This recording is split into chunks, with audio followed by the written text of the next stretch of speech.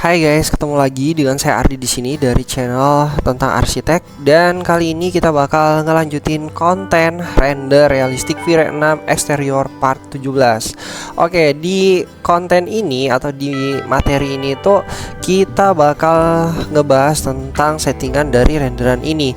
Dan sebelumnya ini adalah modeling dari Tenars, dan ini juga nanti bakal tayang menjadi desain inspirasi di channel tentang arsitek atau di channel Tenars. Jadi tungguin aja, nanti kalian bisa lihat detailing dari desain ini atau dari bangunan ini gitu. Oke, jadi kita bakal langsung ngulik-ngulik aja untuk settingan dari renderan kali ini.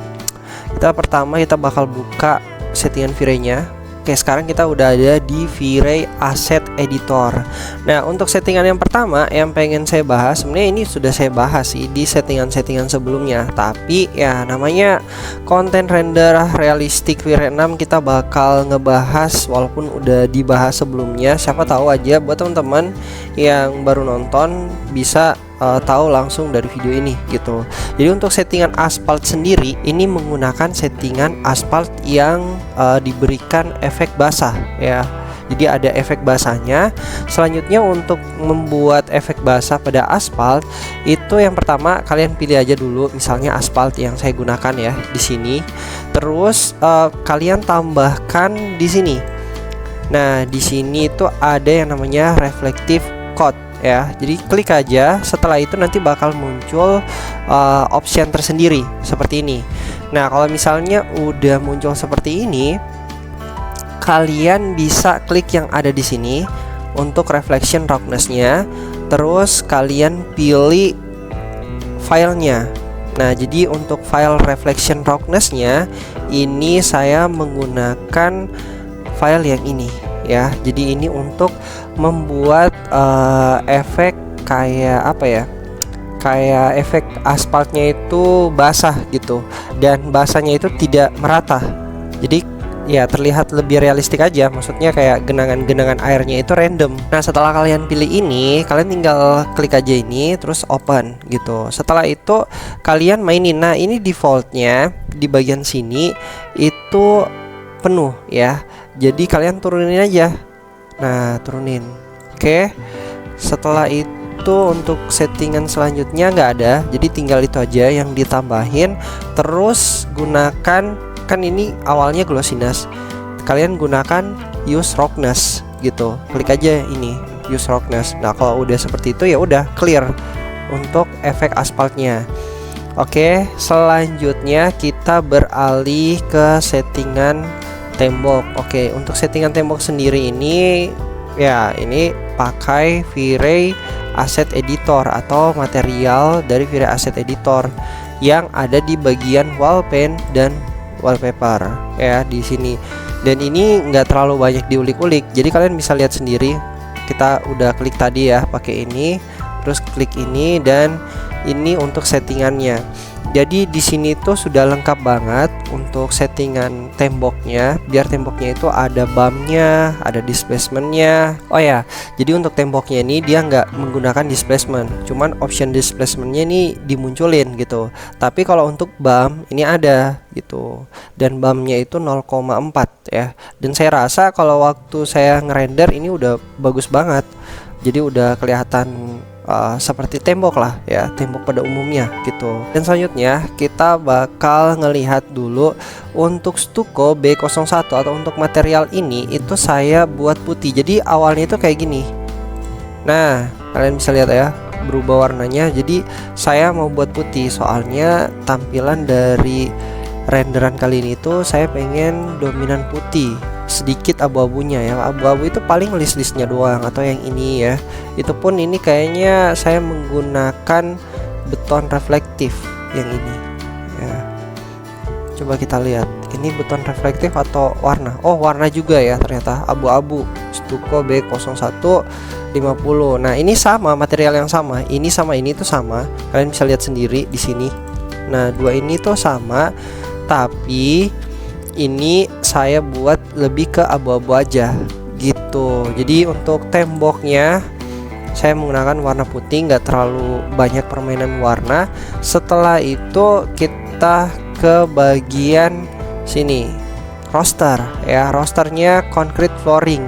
Nah, untuk concrete flooring ini saya menggunakan Chaos Cosmos ya yang ada di sini. Oke.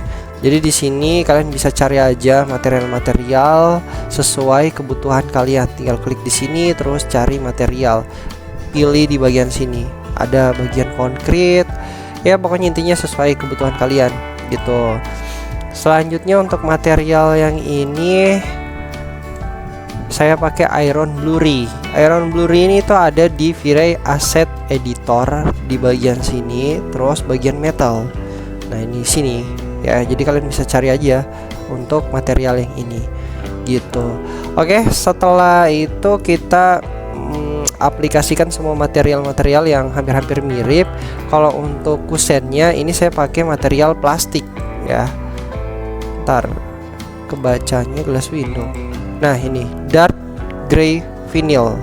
Nah, ini plastik nih saya pakai. Jadi untuk material yang ini tuh saya pakai plastik, tapi apa ya, menggambarkan atau mengilustrasikan bahwa material ini itu aluminium gitu. Jadi nggak selamanya sih sebenarnya kalau misalnya ini material aluminium atau besi dan tingkat refleksinya sama, dan kita bisa mendapatkan di material atau jenis material yang lain, atau jenis material yang lain itu terlihat lebih bagus. Nah, itu bisa kita pakai gitu. Karena pada saat nanti di render itu udah nggak bakal kelihatan. Yang bakal kelihatan adalah material asli gitu. Ngerti nggak? Jadi penggambarannya ya materialnya seperti itu, seperti yang kalian tujukan itu. Misalnya kalian mengatakan ini material aluminium atau material kusen baja atau apa gitu. Nah, terlihatnya ya terlihat seperti itu. Asal kalian tahu gitu refleksi materialnya itu seperti apa. Terus apalagi ya, refractionnya gitu. Pokoknya kalian sudah mengerti lah untuk material seperti itu. Oke, selanjutnya untuk ini bagian jendela ini sama aja kayak biasanya, glass window netral. Dan untuk kayunya ini saya menggunakan kayu laminate ya. Jadi ini juga sama dari Chaos Cosmos semuanya. Kita beralih ke pencahayaan. Jadi untuk material itu sudah semua saya sudah bahas. Oh ya, satu saya lupa. Nah, bagian sini, bagian grassnya atau rumputnya itu saya menggunakan fur ya. Jadi di sini itu ada fur. Nah, furnya itu untuk count areanya ini defaultnya itu 0,6 kalau nggak salah. Saya naikin jadi 1 gitu. Jadi di sini juga sama ya. Ini ada saya naikin untuk legnya itu ketinggian rumputnya atau panjang rumputnya lah, simpelnya panjang rumputnya gitu. Ini saya naikin jadi 6 biar lebih panjang aja. Nah, untuk yang ini itu ada di bagian sini. Nih, tertutup ini ya, tertutup komponen ini. Nah, ini kalau misalnya saya hapus ini, nah ini kelihatan nih. Ya, jadi untuk material yang sudah ada fur itu pasti ada garis putus-putus seperti ini. Itu kalau furnya aktif. Jadi kalau misalnya furnya nggak aktif, garis putus-putus ini itu nggak bakal ada gitu. Oke, ngerti ya sampai sini. Selanjutnya kita ke pencahayaan.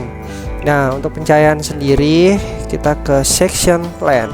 Oke, di section plan klik dulu.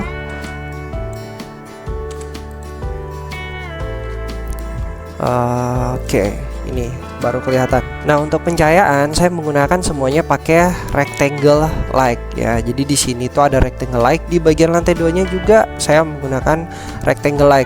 Untuk pencahayaan di dalam interior sendiri, kalau misalnya kalian malas ribet-ribet menggunakan yang namanya spare light, biasanya juga pakai spare light. Spare light itu kalau misalnya kalian menggunakan kayak misalnya ini nih. Nah, ini bola-bola kayak gini nih, kita taruh di bagian dekat jendela. Jadi pencahayaannya itu nggak menyeluruh, jadi hanya area sekitar sini doang gitu. Nah, kalau untuk rectangle light ini ketika misalnya kalian pengen setting dengan pencahayaan pencahayaan mood di dalam ruangan gitu. Jadi kalian bisa menggunakan ini rectangle light. Jadi kalau misalnya untuk render eksterior sebenarnya nggak masalah, kalian menggunakan ini atau rectangle light sekalian ketika misalnya kalian pengen ngedit untuk interiornya. Jadi nggak perlu 2 kali lagi untuk naro-naro rectangle light. ya. Jadi kalian bisa pakai itu gitu. Jadi ada dua ya untuk pencahayaan interior itu, kalian bisa pakai ini atau ini gitu. Dan intensitasnya pun berbeda dengan intensitas yang sesuai kebutuhan kalian gitu. Oke, di lantai 2 sama aja untuk settingannya. Selanjutnya kita bakal ke settingan render. Nah, render setting. Oke, di render saya menggunakan engine RTX. Terus render outputnya ini portrait 4:5 ya. Ini untuk keperluan apa ya, sosmed ya, untuk keperluan upload di sosmed. Kurang lebih angle-nya seperti ini ya. Jadi kalian tentukan dulu angle terbaik dari bangunan ini. Itu ada beberapa yang saya tentuin. Saya menentukan angle terbaiknya itu dari sini, terus di bagian depan ya, bagian depan sini gitu. Nah, yang saya render itu bagian sini dulu gitu. Oke, untuk outputnya atau render outputnya itu saya menggunakan 2K 2500. Oh ya, ini ada dua kali saya ngerender, dan yang satunya lagi itu render output dengan aspek rasio widescreen. Buat yang belum tahu, untuk widescreen itu seperti ini ya, dia agak lebar. Oke, ini untuk kebutuhan wallpaper bisa, atau untuk upload sosmed dengan apa ya, dengan gambar aspek rasio yang seperti landscape. Kalian bisa menggunakan aspek rasio widescreen gitu. Oke, kita bakal back kembali ke portrait. Terus kita balik lagi ke scan 2. Nah, setelah itu kita ngatur ke bagian di sini, global illumination. Global illuminationnya untuk light jets-nya sendiri ini saya kasih 2000. Cuman waktu saya ngerender ini ya lumayan lah. Ada kayaknya untuk satu renderan gambar sekitar 10 menit. Jadi kalau misalnya naik lagi, ini pasti bakal agak berat gitu. Selanjutnya volumetri ini nggak usah dipakai. Ini kalau mau pakai untuk volumetri ini itu fungsinya menimbulkan efek, fungsinya untuk membuat efek kabut gitu. Jadi ya nggak usah dipakai karena kita nggak mau pakai efek-efek kabut-kabut gitu. Selanjutnya kita bakal setting ke sini. Ini perubahan sedikit sih, advance kamera parameternya. Film sensitivity atau ISO-nya ini saya tambah 150 gitu biar agak terang. Oke. Terus denoiser-nya ini diaktifin. Ya, kurang lebih seperti itu sih settingan di render realistic exterior part 17. Ya, simpel aja dan nggak terlalu banyak sih kita ulik-ulik untuk settingan render kali ini. Untuk hasilnya, buat teman-teman yang penasaran untuk hasilnya, ada juga nih viewer saya yang komen di sini. Nah, itu dia minta untuk share material aspalnya ya, atau share aspal yang biasa saya gunakan gitu, atau yang saya sudah setting. Nah, nanti di video ini tuh saya bakal share untuk material aspal itu gitu. Untuk hasilnya sendiri kurang lebih seperti ini. Nah, jadi ini tadi yang efek aspal kita buat basah ya. Ini udah bagus ya. Jadi ada refleksinya, coba lihat nih. Orang di bagian sini tuh refleksinya di bagian sini. Nah, tapi dia nggak terlalu refleksi di bagian sini karena di sini itu ada genangan air. Jadi sebenarnya untuk settingan aspal basah misalnya yang kayak gini nih. Nah, ini kan refleksi nih. Terus di bagian sini nggak ada. Untuk settingan aspal basah itu dia random. Bercak-bercak airnya ini itu random, tapi kita perlu atur gitu. Jadi kalian bisa atur-atur sendiri untuk apa ya, untuk random dari aspal basahnya atau dari airnya gitu, bercak-bercak airnya. Semakin bagus kalian ngaturnya, semakin realistik gitu untuk kelihatan, atau semakin kelihatan lebih natural untuk efek aspal basahnya gitu. Dan ini tadi pohon-pohon yang sudah kita tambahkan atau pengaturan landscaping yang sudah kita buat, saya dekatin. Oke. Jadi ini rumput yang tadi sama ini rumput yang lebih tinggi ya. Jadi ada perbedaan ya. Kalau misalnya dijauhin, nah ini lebih tinggi daripada ini. Ya tinggi-tinggi 2 cm lah. Kalau misalnya nggak terlalu diperhatikan ya nggak bakal kelihatan bedanya. Ini penataan landscaping yang sudah kita tata tadi ya. Oke, kurang lebih hasilnya seperti ini. Dan buat teman-teman yang tertarik dengan 3D atau tertarik seputar 3D animasi, atau misalnya kalian tertarik dengan inspirasi rumah atau desain rumah, kalian bisa subscribe channel ini dan ya kalian bisa belajar dari channel ini gitu. Jangan lupa juga untuk support channel ini dengan cara kalian like, komen, dan subscribe, dan yang paling penting adalah kalian share ke teman-teman kalian agar semakin banyak orang yang tahu tentang channel ini, dan channel ini pun semakin berkembang. Saya pun semakin semangat untuk membawakan konten seputar arsitek maupun arsitektur. Saya Ardi pamit undur diri, see you di next video berikutnya. Bye guys.